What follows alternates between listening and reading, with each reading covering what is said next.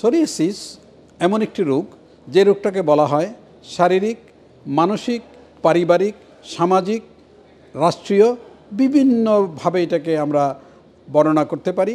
সবচেয়ে বড় জিনিস যে DLQI daily life quality index, একটা মানুষের কর্মক্ষমতা কমে যায়, কর্মঘণ্টা নষ্ট হয়, একটা মানুষের পরিবারে বাচ্চাদের সময় দেওয়া নষ্ট হয়। এই যে রোগটা, এটার কারণে সবচেয়ে বড় জিনিস হলো মানুষের সামাজিকভাবে এম্বারেস হয়ে যায়, খুব খারাপ লাগে। তার কারণ এটা দৃশ্যমান রোগ, দেখা যায় হাতে পায়ে নখে যে কোনো জায়গায়। এমন একটা রোগ যেটা মাথার থেকে পা পর্যন্ত কোথাও আর এটা বাকি থাকে না, নখে হয়, মুখের ভিতরে হয়, জিহ্বায় হয়। অথবা এই রোগটা নিয়ে মানুষের এম্বারাস সিচুয়েশন ডেইলি কোয়ালিটির ইন্ডেক্স বলা হয়।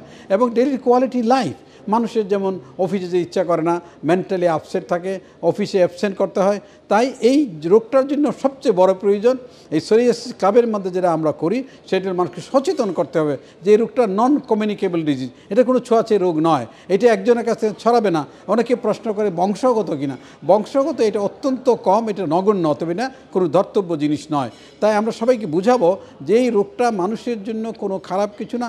রোগ অনেক রোগ হতে পারে, ডায়াবেটিস হতে পারে, হাই ব্লাড প্রেশার হতে পারে, যেগুলি মরণবেদী, এবং সোরিয়াসিস কোনো মরণবেদী নয়। তাই এটি না চিন্তার কোনো কারণ নাই, ভাবনার কোনো কারণ নাই। এটা 100% কন্ট্রোলেবল ডিজিজ যদি ঠিক মতো সময় মতো চিকিৎসা করে, আর রোগী যদি নিয়মিত সময় মতো চিকিৎসা করেন, ওষুধ খান, তাইলে কিন্তু এই রোগ কন্ট্রোল করা কোনো সমস্যা নয়। যেমন ডায়াবেটিস আজীবন ওষুধ খেতে হয়, হাইপার টেনশনের ক্ষেত্রে সোরিয়াসিস আজীবন ওষুধ খেতে হয় না। আমাদের অনেক রোগী আছে 30 বছর 40 বছর একবার ভালো হওয়ার পর হয় নাই।